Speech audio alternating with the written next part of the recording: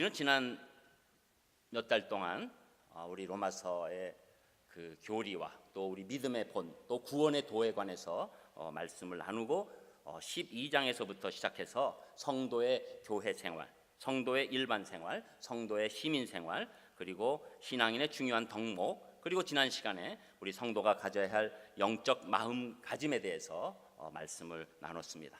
여러분, 우리가 큰 이 구원의 도에 관해서 말씀을 하고 그리고 생활에 관해서 말씀을 했을 때 사도 바울은 점점 이렇게 깊이 들어가는 것을 우리가 알 수 있는 것이죠. 오늘은 특별히 성도들이 가져야 할 진정한 행복의 영적 비결 4가지를 말씀을 나누고자 합니다. 여러분, 오늘 정말 잘 오신 것 같아요. 왜냐하면 이 말씀은 정말 세상에서는 들을 수 없는 얘기예요. 하나님께서 우리에게 하시는 말씀 가운데서 이게 무슨 말씀입니까 하는 그 중에 하나라고 보는 귀한 말씀입니다. 그래서 우리가 갖고 있는 이 행복관을 하나님의 말씀으로 온전케 해주시는 그 귀한 시간이 될 줄 믿습니다. 그 비결 4가지 가운데 첫 번째 비결이 내가 아닌 이웃을 기쁘게 하는 것이 진정한 행복의 영적 비결이다, 이렇게 먼저 말씀하고 있는데 이 말씀이 1절, 3절까지 나옵니다. 1절에서 3절 우리 읽으셨지만 또 한 목소리로 읽겠습니다. 1절 시작. 믿음이 강한 우리는 마땅히 믿음이 약한 자의 약점을 담당하고 자기를 기쁘게 하지 아니할 것이라. 우리 각 사람이 이웃을 기쁘게 하되 선을 이루고 덕을 세우도록 할지니라.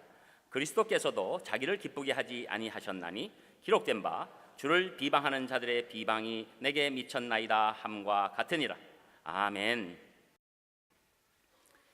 사도 바울은 예수님 믿는 우리에게 진정으로 우리 믿음이 강하다면 자기를 위해서 살지 말라, 이렇게 명령하고 있어요. 자기를 기쁘게 하기 위해서 우리는 존재하지 않는다.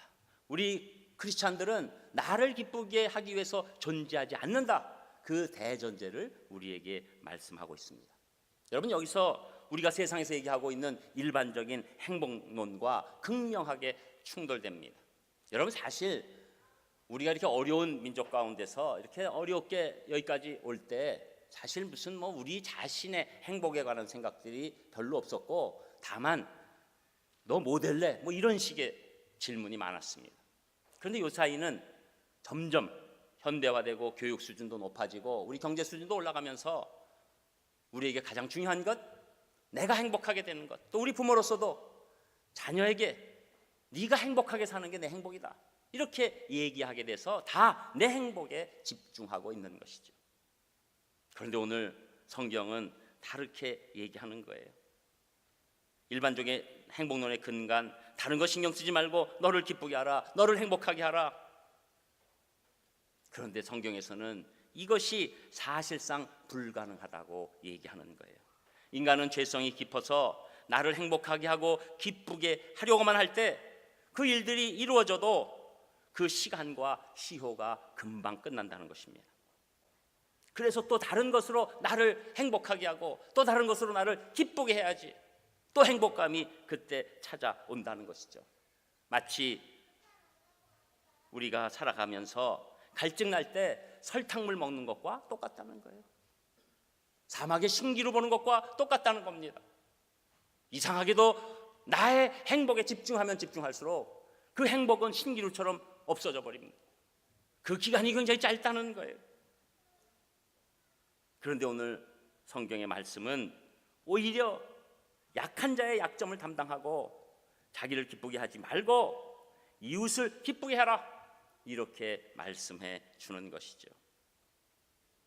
오히려 나 아닌 다른 영혼들을 향해서, 특별히 가난한 영혼, 외롭고 고독한 영혼을 향해서 돌보고 사랑할 때 우리에게 이상하게도 진정한 행복감이 오기 시작한다는 거예요.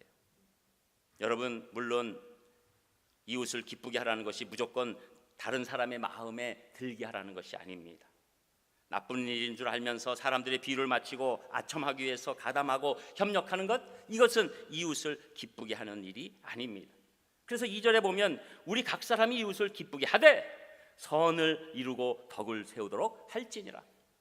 그러니까 여러분, 하나님의 선, 하나님의 덕이 있는 범주 안에서 우리가 이웃이 기뻐할 수 있도록 우리 인생 가운데서 온전히 움직일 때 그 행복감이 온다는 것이죠. 여러분, 또 이 말씀은 우리가 기뻐하지 않아야 된다, 행복하지 않아야 된다, 그것도 아니에요. 우리가 이상하게도 다른 사람을 향한, 그들을 향한, 그들에게 주는 기쁨과 행복을 향해서 움직일 때 하나님이 주시는 기쁨이, 행복이 우리에게 임한다는 것이죠. 그래서 성경에서 우리 다 아는 것처럼 기뻐하라, 내가 또 말하노니 기뻐하라, 이렇게 얘기하는 것 아닙니까? 그것이 내 행복의 발전소로 기뻐하는 것이 아니라 하나님이 주시는 한량없는 하늘에서 내려오는 기쁨, 그 기쁨으로 기뻐할 수 있다, 이렇게 얘기하는 것이죠. 그런데 왜 우리가 이렇게 이웃을 위해서 모든 일들을 하는 것이 행복의 비결일까요? 그것은 예수님이 그렇게 사셨기 때문이에요. 답은 그거예요. 예수님이 우리를 위해서 모든 것 다 버리시고 우리를 사랑하셔서 우리를 살리시려고 행복을 주시기 위해서, 기쁨을 주시기 위해서 십자가에 지셨기 때문에 우리가 기쁨을 누릴 수 있는 그 본이 우리에게 있기 때문에 그것을 성경은 3절에서 말씀하고 있는 것입니다. 그리스도께서 자기를 기쁘게 하지 아니하셨나니 기록된 바 주를 비방하는 자들의 비방이 내게 미쳤나이다 함과 같으니라. 여기서 주를 비방하는 자들의 비방이 내게 미쳤나이다 함과 같으니라 라는 말씀은 시편 69편 9절을 인용한 것입니다. 이것은 다윗을 향한 메시아적 예언이 하나님을 비방하고 공격하는데도 불구하고 메시아가 끝까지 자기를 기쁘게 하지 아니하고 모든 것들을 견디면서, 비방까지도 견디면서 그들을 향한 사랑 때문에 우리가 온전한 행복이 왔다, 그 얘기를 사도 바울은 하고 있는 것이죠. 그래서 우리가 잘 알고 있는 빌립보서 2장 6절에서 8절에 보면 그는 근본 하나님의 본체시나 하나님과 동등됨을 취할 것으로 여기지 아니하시고 오히려 자기를 비워 종의 형체를 가지사 사람들과 같이 되셨고 사람의 모양으로 나타나사 자기를 낮추시고 죽기까지 복종하셨으니 곧 십자가에 죽으심이라. 여러분, 이것이 하나님의 원리예요. 여러분이 아무리 내 행복만을 위해서 움직여도 그것은 금방 무너지게 돼 있어요. 이상하게도 내가 다른 사람을 위해서 움직일 때, 다른 사람을 기쁘게 할 때 하나님이 주신 기쁨이 나에게 온다는 거예요. 여러분, 이것을 실험하시기를 전 축복합니다. 실험하셔야 돼요. 나 외에 먼저 우리 가족, 주변에 가까운 사람들, 특별히 교우들, 이웃들에게, 직장에 있는 분들에게 생각하시면서 그들에게 기쁘게 해주는 마음으로 한번 나아가시기를 바라는 거예요. 여러분, 이것은 아주 절대적인 이 개인에 대한 명령을 통해서 여러분 체험할 수 있어요. 이제부터는 나를 기쁘게 하고자 하는 것 없이 살아보겠다, 한번 확 뒤집어 보시는 귀한 시간 되기를 바랍니다. 나는 오늘부터, 여러분 지금 마음 가운데서도 나는 오늘부터 나를 기쁘게 하고자 하는 것 없이 살아본다 하는 순간에 내 마음에 자유함이 있어요. 여러분, 이것이 하나님이 주신 행복이에요. 이것은 말로 설명할 수 없고 세상에서 설명할 수 없는 거예요. 저는 여러분 지금 여러 사람 대상으로 하지 않으셔도 좋아요. 지금 여러분의 마음에 있는 어떤 한 사람이라도, 가족 중에도 좋고 직장에서 같이 있는 동료도 좋고 이웃에 있는 사람도 좋고 내 동창도 좋고, 한 사람을 향해서 내가 그 사람을 위해서 한번 해봐야지, 이렇게 한번 나아가 보시기를 바라는 것이죠. 저는 확신합니다. 여러분이 그 일을 행하실 때 십자가에서 못 박히신 예수 그리스도가 생각나면서 여러분이 신비로운 기쁨과 행복을 누리실 줄 믿습니다. 여러분, 두 번째로 우리가 행복하게 되는 진정한 행복의 영적 비결이 무엇입니까? 그것은 세상이 아닌 천국 소망을 갖는 것이라고 사도 바울은 말하는 것이죠. 그 말씀이 4절에 나옵니다. 우리 4절도 한 목소리로 같이 읽습니다. 시작. 무엇이든지 전에 기록된 바는 우리의 교훈을 위하여 기록된 것이니 우리로 하여금 인내로 또는 성경의 위로로 소망을 가지게 함이니라. 아멘. 성경에서 기록된 것 우리에게 아주 중요한 위로와 소망을 주는데 그 소망이 중요하다는 거예요. 그 위로가 중요하다는 거예요. 우리는 세상을 살아가면서 이 땅에서 소망을 찾고 이 땅에서 위로를 찾습니다. 그래서 어떤 때는 소망에 관한 얘기가 많았다가 또 요새는 힐링에 이어서 우리 위로에 관한 얘기들을 많이 하게 됩니다. 근데 안타깝게도 이 땅이 주는 소망과 위로는 있다 하더라도 금방 끝나버려요. 여러분, 힐링이란 단어가 굉장히 오래 갈 것 같잖아요. 어느 정도 지나면 끝나버리죠. 웰빙이라는 단어가 언제 얘기입니까? 로하스라는 단어가 언제 얘기입니까? 우리 인간에게는 이 땅에 줄 수 있는 소망, 가장 우리에게 위로를 줄 수 있는 길들이 매번 바뀌고 떠나가는 거예요. 어떤 사람은 재물에 소망을 둡니다. 어떤 사람은 자기 권력에, 어떤 사람은 자기 지식에, 어떤 사람은 배경에, 어떤 사람은 자기의 자녀에, 어떤 사람은 자기가 속한 조직에. 여러분, 그동안 우리 산업화 시대의 아버지들의 어려움이 무엇입니까? 평생을 그 직장을 위해서 일했어요. 평생을 그 직장 안에서 움직이는 상황 가운데 기쁨을 누렸고, 회식 가운데 기쁨이 있었고, 그 공동체에서 인정받는 것에 기쁨을 누렸는데 어느 날 갑자기 퇴직을 합니다. 그리고 내 인생 헛살았다. 그 사람들 다 내 곁에 없다. 가족은 이미 나와 문화가 떨어졌다. 전혀 교제가 없다. 여러분, 이것이 우리가 이 땅에 갖고 있는 그 소망의 끝자락의 표본이에요. 저는 그분들이 잘못됐다고 얘기하는 것이 아닙니다. 우리의 극명한 모습이 거기에 있다는 것이죠. 여러분, 우리가 이 땅에 소망을 두면 언젠가는 그것이 끝나는 것입니다. 그 소망의 줄이 끊어지는 거예요. 그래서 요한일서 2장 15절에 보면 이 세상이나 세상에 있는 것들을 사랑하지 말라. 누구든지 세상을 사랑하면 아버지의 사랑이 그 안에 있지 아니한다. 세상 사랑이 이런 겁니다. 세상에 있는 모든 것, 풀과 같고 풀의 꽃과 같아서 시들고 지는 꽃 가운데 꼭 있게 되는 것이죠.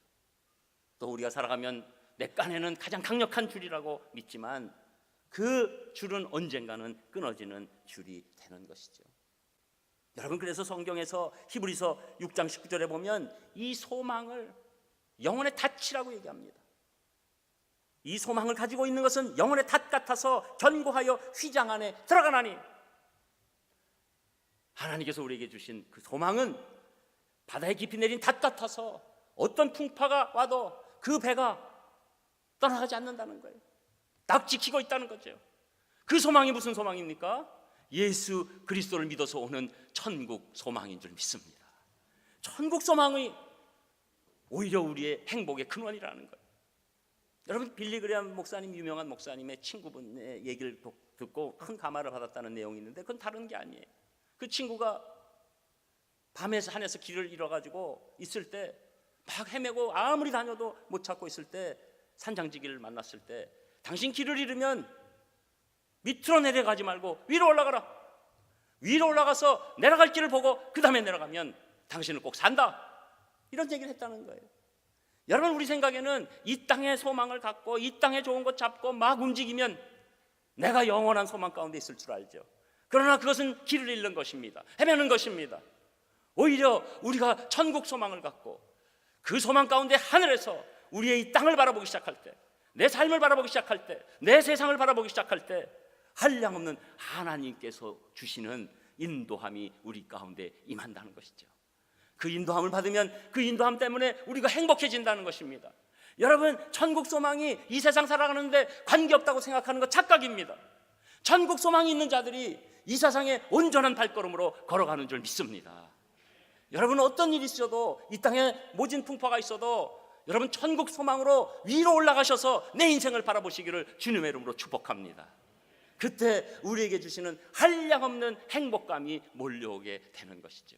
인생의 실체가 이렇구나, 인생이 이렇게 살다가 이렇게 가는 것이구나, 그러나 우리는 여기서 끝나지 않는 것이구나, 우리는 영원한 것이 있는 것이구나, 우리에게는 이미 보장된 것이 있는 것이구나, 이렇게 생각하면서 담대히 걸어가게 되는 것입니다. 그러니까 시편 39편 7절에서도 주여 이제 내가 무엇을 바라리요, 나의 소망은 주께 있나이다. 저는 우리 산상교회 성도님들, 여러분 천국 소망으로 여러분 기쁨과 행복이 넘치시기를 주님의 이름으로 축복합니다. 그리고 여러분, 우리가 행복해지는 세 세 번째 영적 비결이 무엇입니까? 그것은 함께 하나님께 영광 돌리는 것입니다. 그 말씀이 5절에서 7절에 나옵니다. 우리 3절 또 같이 읽습니다. 5절 시작. 이제 인내와 위로의 하나님이 너희로 그리스도 예수를 본받아 서로 뜻이 같게 하여 주사 한 마음과 한 입으로 하나님 곧 우리 주 예수 그리스도의 아버지께 영광을 돌리게 하려 하노라. 그러므로 그리스도께서 우리를 받아 하나님께 영광을 돌리신과 같이 너희도 서로 받으라. 아멘. 우리 인간은 그냥 의식주만 해결한다고 해서 우리 인생이 해결되는 게 아니죠.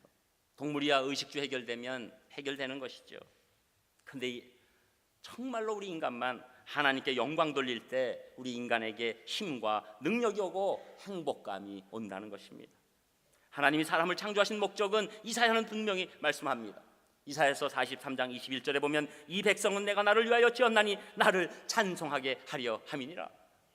우리가 이상하게도 하나님께 영광 돌리고 찬송하고 예배할 때 우리에게 놀라운 힘이 오는 거예요. 말할 수 없는 거예요. 분석할 수 없는데 나에겐 힘이 온 거예요.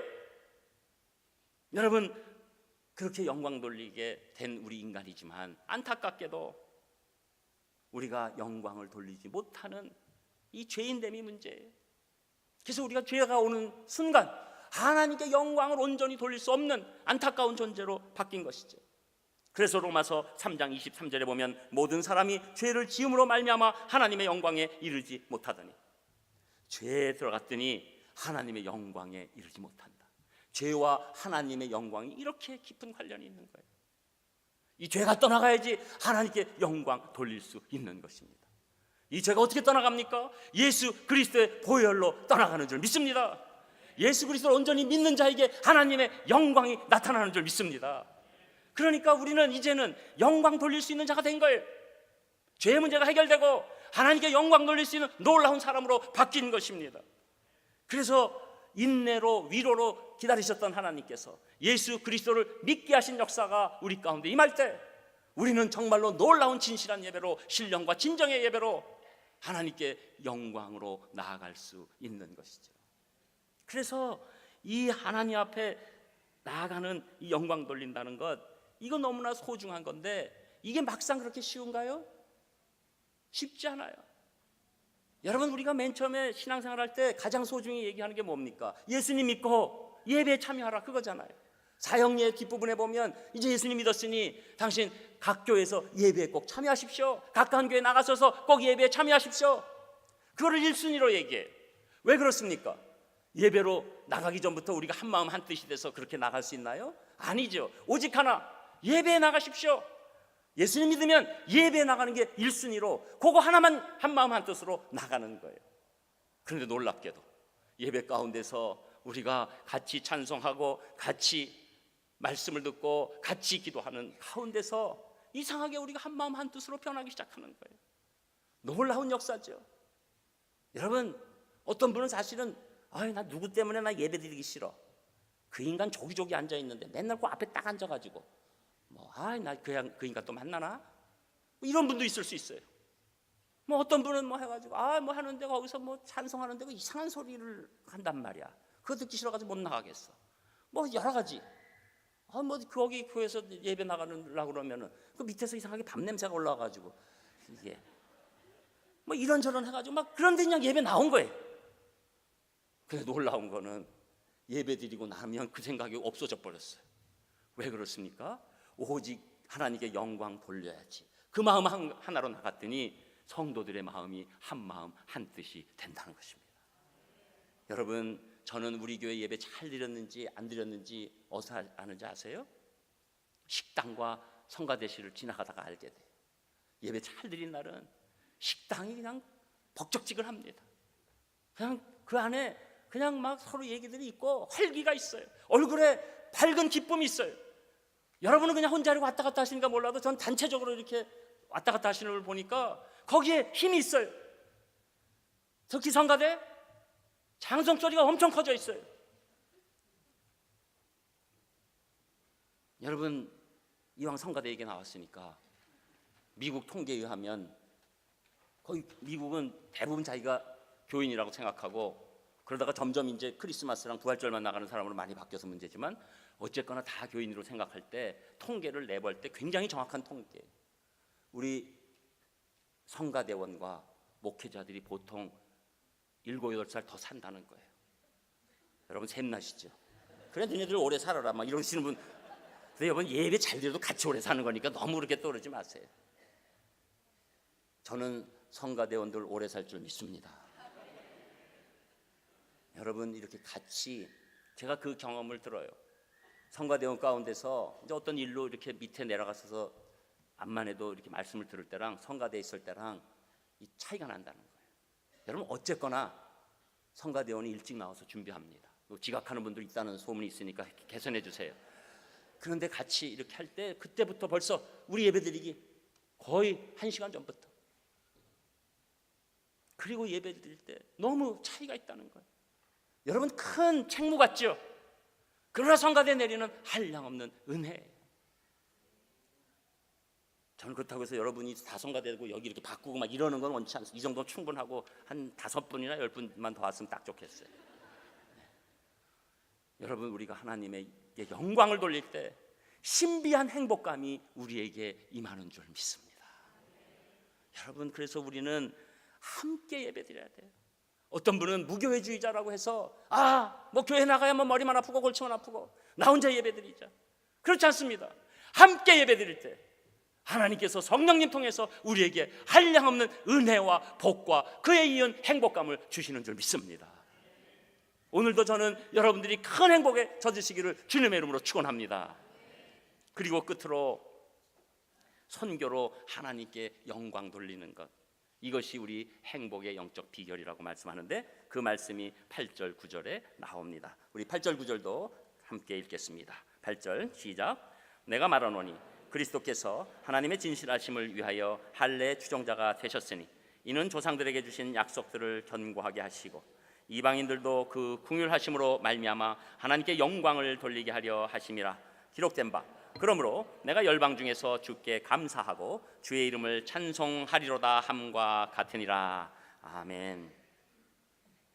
사도 바울은 이어서 그리스도께서 하나님의 진실하심을 위해서 할례 추종자가 됐다, 이것은 아브라함의 후손으로 이 땅에 오셨다, 그걸 얘기하는 거예요.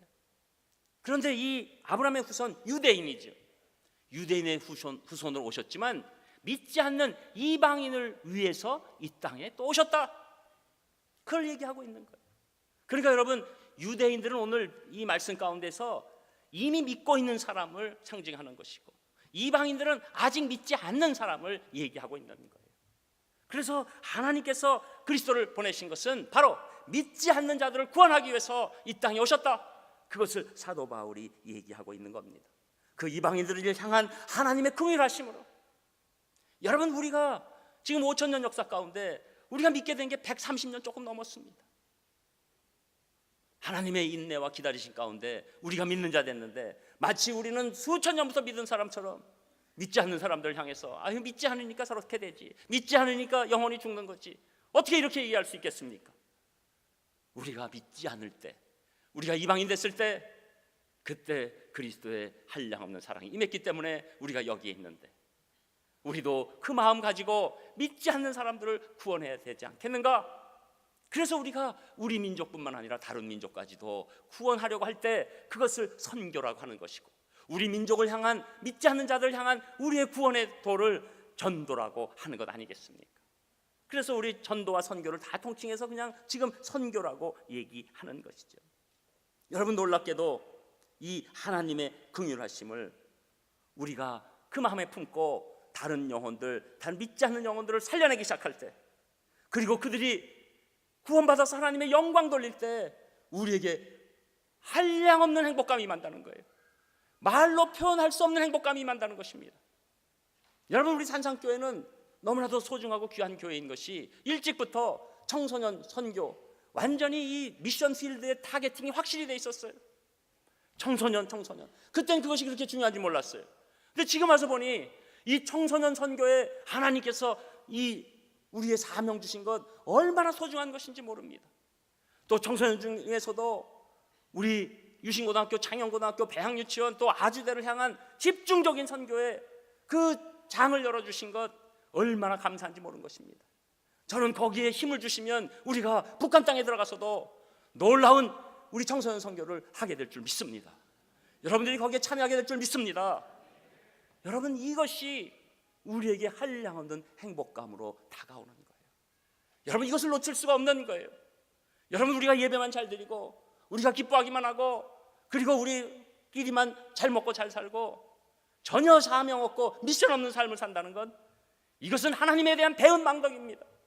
하나님이 우리를 살리시려고 어떤 일을 하셨는데 예수 그리스도 그 아들 죽이시면서까지 그 아들, 아무 죄 없는 아들이 하나님 앞에서 울부짖고 하나님 어찌하여 나를 버리셨나이까? 그래도 하나님은 외면하신 그 사랑이 누구를 향한 사랑입니까? 믿지 않았던 우리를 향하신 사랑 아닙니까? 그런데 우리는 이제 믿었으니까 너네들은 죽으려면 죽고 살려면 살라, 그럴 수 없는 것이죠. 그런데 놀랍게도 하나님은 하나님의 마음으로 그 죽어가는 영혼을 살릴 때 우리에게 한량없는 행복감을 주신다는 거예요. 저는 여러분, 우리에게 청소년 선교 주시고 아주대에서 지금 그 우리 중국인 유학생을 향해서 우리 중국 예배가 진행되는 것 하나님께 영광을 돌립니다. 간혹 가다가 거기에 참여하셔서 그냥 예배를 드리신 분이 있어요. 뭐 중국말 모르시는 분이죠. 당연히 찬송 무슨 내용인지 모르죠. 그러나 그 예배 가운데 자기 영혼에 기쁨이 넘치고 행복이 넘친 체험을 제가 얼마나 많이 듣는지 모르는 겁니다. 여러분 지금 당장 멀리 안 가셔도 가까이 있는 영혼을 살리시는데 여러분의 정성을 쏟으시기를 축복합니다. 그때 여러분 진정한 행복이 있는 거예요. 우리 여기 선생님들이 다른 교회에 비해 많습니다. 선생님들, 우리 제자들 영혼을 살리시는데 정말로 하나님의 긍휼의 마음을 가지시기를 축복합니다. 그 학생이 살아날 때 가장 큰 행복이 일어날 줄 믿습니다. 여러분, 우리는 이제 우리만을 위해서 사는 인생이 아니에요. 왜냐하면 우리는 이미 다 받은 겁니다. 여러분, 저는 늘 여러분에게 말씀드리잖아요. 제가 자격 없어도 오직 한 가지, 제가 아는 것, 저는 인생에서 받을 것을 이미 하나님이 다 주셨습니다. 그 의식이 있다는 거 하나예요. 하나님이 다 주신 거예요. 더 주시면 다 덤입니다. 저는 구원의 도만 아는 것만 해도 엄청난 것이고, 그 다음에 하나님이 붙여주신 복이 너무 크고, 무엇보다도 심령을 통과하셔서 하나님의 뜻을 알게 하신 것 너무 큰 복입니다. 인생의 진정한 의미를 깨닫게 하신 것 너무 큰 복이 왔어요. 저는 받을 복 다 받았습니다. 여러분, 우리 인생은 그 다음엔 하나님의 그 긍휼하심 가운데 우리를 얹어드릴 때 우리에게 진정한 행복이 솟구치는 줄 믿습니다. 지금은 은퇴를 했지만 미국 메이저리그의 투수 팀 버크 선수의 미담입니다. 이 선수의 부부는 몸이 약한 아이들을 입양해서 자기의 아들, 딸로 키우고 있었습니다. 첫 딸인 스테파니는 한국 고아인데 미숙아로 태어나서 본래 허약한 데다가 심장 수술을 받아야만 했습니다. 둘째로 입양한 아들 라이언은 과테말라의 고아로서 갑상선에 문제가 있고 정신질환의 가능성도 갖고 있었습니다. 셋째로 입양한 딸 니콜은 또 한국 고아인데 나면서부터 오른손이 없는 아이입니다. 왜 하필이면 이런 아이들을 입양하여 사서 고생을 할까? 한 기자가 물어봅니다. 이때 버크 부부가 아주 감동스러운 대답을 이렇게 합니다. 분명히 우리 부부는 이 불쌍한 세 아이들의 운명을 바꾸어 놓았습니다. 아무도 돌보지 않으면 죽을 아이들이었으니까요. 그러나 이 아이들을 키우면서 깨달은 것은 오히려 이 아이들이 우리의 운명을 바꾸어 주었다는 것입니다. 이 아이들은 우리에게 감사를 알게 하고 참 행복을 깨닫게 하며 고통을 극복할 힘을 주고 참 그리스도인이 되게 하였습니다. 저는 여러분에게 참 그리스도인이 받는 진정한 행복이 이 비결 가운데 임하시기를 주님의 이름으로 축원합니다. 기도하겠습니다. 하나님, 감사를 드립니다. 저희를 어찌 이렇게 사랑해 주시는지요. 저희도 그 비결 따라 진정으로 하나님 안에서 행복하게 도와주시옵소서. 예수님 이름으로 기도합니다. 아멘. 평생에 단 한 가지